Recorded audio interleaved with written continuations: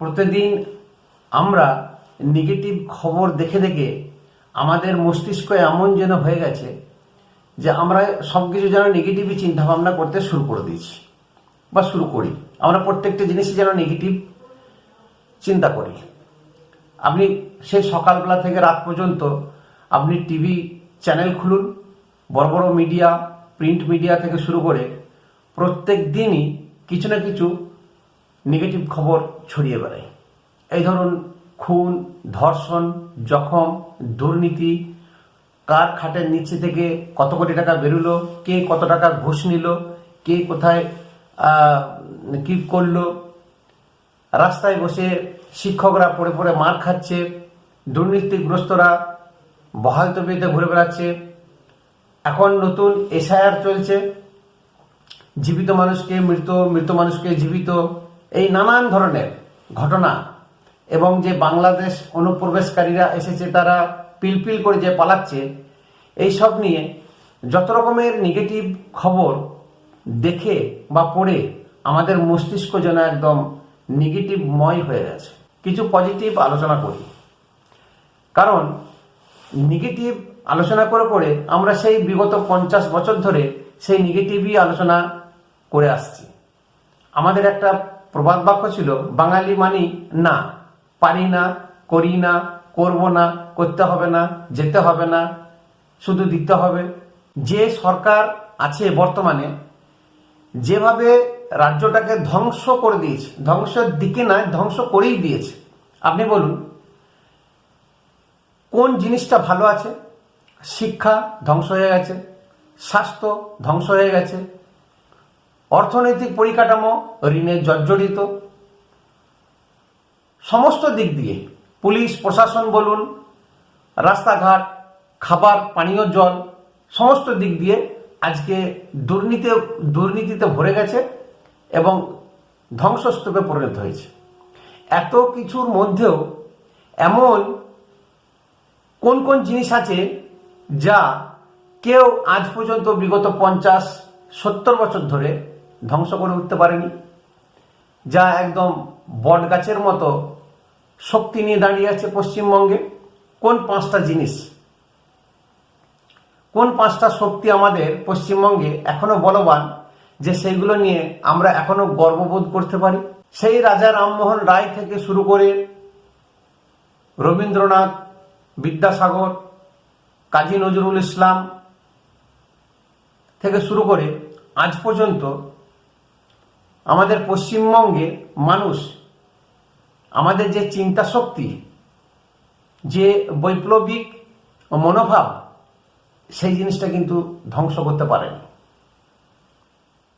আমাদের শিক্ষা আমাদের মাতৃভাষায় শিখি বা আমাদের যে সমস্ত সাহিত্য আছে, আমাদের যে শিক্ষার ধরন, সেই শিক্ষা অন্যান্য রাজ্যের তুলনায় আমরা অনেক এগিয়ে। আজকে পশ্চিমবঙ্গকে প্রত্যেকটি রাজ্য বলুন, কেন্দ্র সরকার বলুন, এবং প্রত্যেক রাজ্যের মানুষ ইগনোর করে।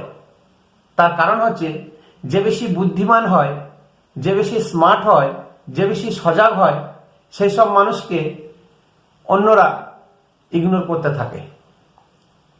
আমাদেরকে কিন্তু ছোট হলে চলবে না। আমাদের লেখাপড়া, আমাদের শিক্ষা শুধু জব বেসিসে শিক্ষা নয়, চাকরি পাবো বা চাকরি পেতে হবে সেই হিসাবে কিন্তু আমরা শিক্ষা গ্রহণ করি না বা কাউকে শিক্ষা দিই না। অন্য রাজ্যে কিন্তু তাদের শিক্ষা দীক্ষাটায় শুধু একটা চাকরি পাওয়া পর্যন্ত সীমিত থাকে। আমাদের শিক্ষা টোটালি একটা জ্ঞানবর্ধক, যাতে আমরা জ্ঞান অর্জন করতে পারি, পারিপার্শ্বিক এবং নানান দিক দিয়ে ভার্সাটাইল একটা এডুকেশন, সেটা আমাদের শিক্ষা ব্যবস্থায় আছে এবং আমাদের সেটা সংস্কৃতির মধ্যে আছে।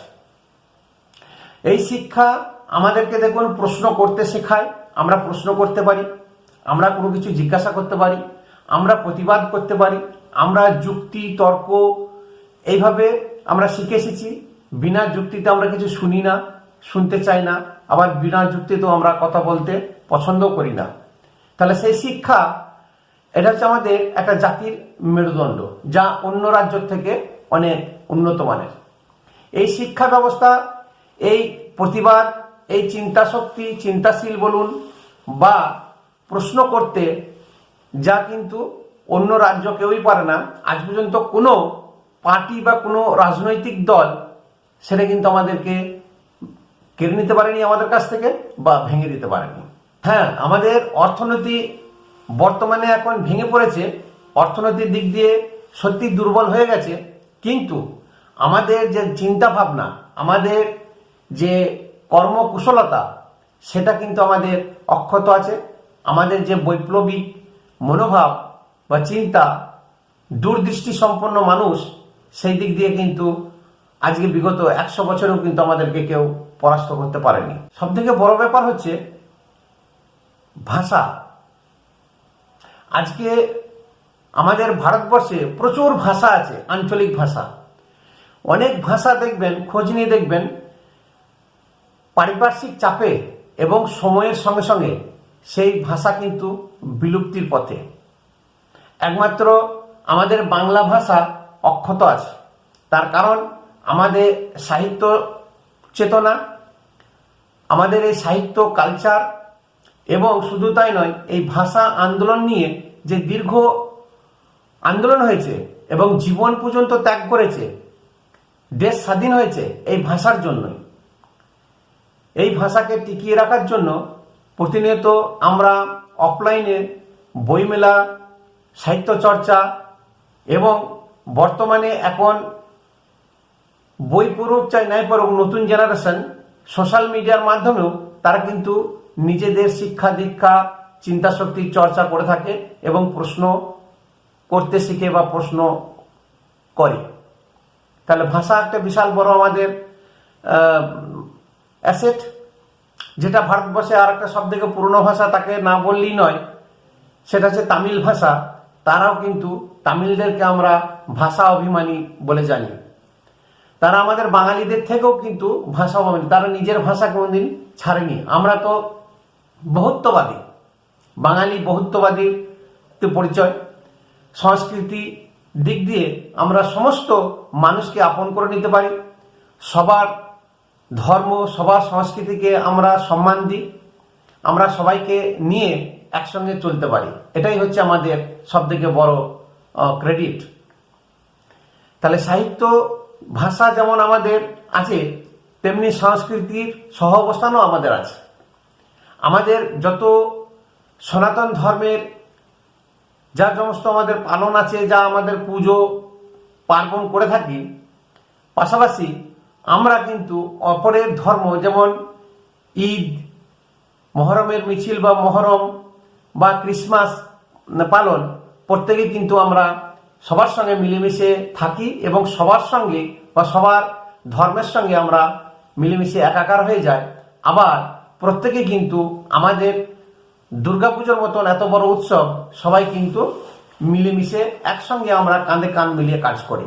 তাহলে এখানে আমাদের একটা বহুত্ববাদ কাজ করছে, যেটা অন্য রাজ্যে শুধু ধর্ম নিয়ে রাজনীতি হয়, এবং সেই পার্টিকুলার যদি হিন্দু ধর্মের কোনো উৎসব বা পুজো ধর্ম পালন করা হয়, সেখানে কিন্তু ভিন ধর্মী লোকেদের প্রবেশ নিষেধ এবং তাদেরকে নিয়ে ছেলেখেলা করা হয় বা তাদেরকে নিয়ে টন্টিং করা হয়, টিটকিরি করা হয়, যেটা আমাদের পশ্চিমবঙ্গে আমাদের বাঙালি সমাজের মধ্যে নেই।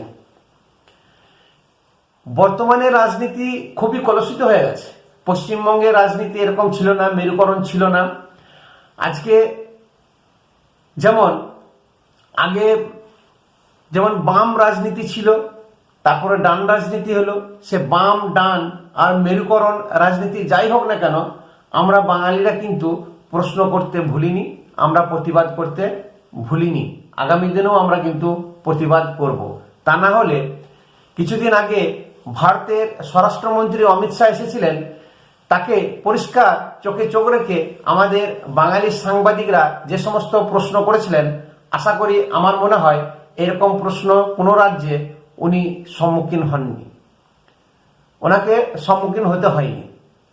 তাহলে বুঝতে পারছেন, আমাদের যতই মেরুকরণই হোক আর যতই আমাদের রাজনীতি নোংরা কলুষিত হোক, বাঙালি কিন্তু প্রশ্ন করতে ছাড়বে না, বাঙালি কিন্তু প্রশ্ন করবে।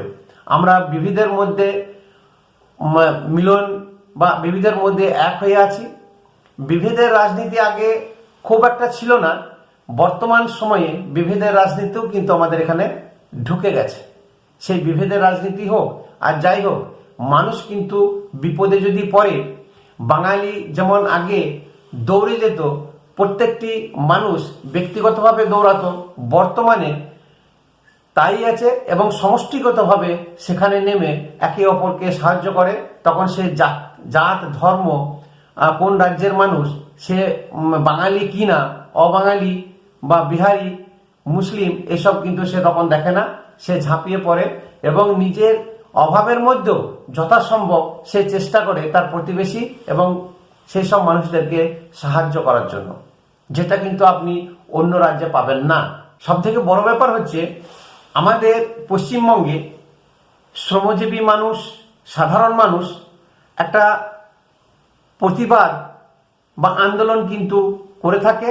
তারা আন্দোলন বা প্রতিবাদ করতে রাস্তায় নামতে ভয় পায় না এবং সোজা প্রশ্ন সোজা করেই করতে ভালোবাসে, যেটা অন্য রাজ্যে ভয়ের রাজনীতি কাজ করে বা ভয়ের একটা বাতাবরণ সৃষ্টি হয়, যা তারা রাস্তায় নেমে আন্দোলন করা তো দূরের কথা, তারা মুখ তুলে কথাও বলতে পারে না, যেটা আমাদের পশ্চিমবঙ্গে সেটা সম্ভব, আমরা করতে পারি।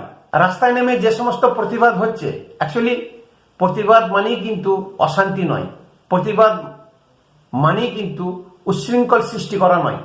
তা না হলে আরজি করের মতন এত বড় একটা ঘটনা হয়ে গেল, চারদিকে খুন ধর্ষণ হচ্ছে, তারপরেও কিন্তু বাংলা শান্ত, তারা নীরবে নিভৃতে নিস্তব্ধভাবে আন্দোলন চালিয়ে যাচ্ছে। আজকে যে সমস্ত শিক্ষক চাকরি হারা হয়েছে, তারাও কিন্তু প্রতিবাদ করছে খুব সুশিক্ষায় এবং সন্তর্পণে, নিস্তব্ধে। তারা এরকম কোনো তাণ্ডব করেনি যে সরকারি সম্পত্তি নষ্ট বা খুন জখম বা মারের বদলে মার বা এরকম কিছু, তারা উগ্র পন্থা রাস্তা বা উগ্র রাস্তা তারা ধরেনি। এটাই হচ্ছে আমাদের বাঙালির সংস্কৃতি। অতএব চিন্তা, ভাষা, সংস্কৃতি, প্রতিবাদ এবং মানুষ, এই যে পাঁচটা জিনিস আমাদের মধ্যে এখনো বর্তমান। আমাদের অর্থনৈতিক কাঠামো দুর্বল হতে পারে, আমাদের ভৌগোলিক বা অন্যান্য দিক দিয়ে আমাদের কিছু সমস্যা থাকতে পারে, রাজনীতির ডামাডোল আমাদের আছে, চলছে, থাকতে পারে, তা সত্ত্বেও কিন্তু আমরা আমাদের মতন আমরা বেঁচে আছি। আমরা কিন্তু মাথা তুলে দাঁড়িয়ে আছি, কারো কিন্তু বশ্যতা স্বীকার করিনি। এই পাঁচটা শক্তির মধ্যে বা এই পাঁচটা চিন্তা ভাবনার মধ্যে আপনার কোনটা ভালো বা কোনটা সব থেকে আগে রাখা দরকার, অবশ্যই কমেন্টে লিখে জানাবেন। ভালো লাগলে অবশ্যই একটা লাইক করবেন, শেয়ার করবেন এবং আমার এই ছোট্ট চ্যানেলটিকে সাবস্ক্রাইব করে আমাকে উৎসাহিত করবেন। ধন্যবাদ।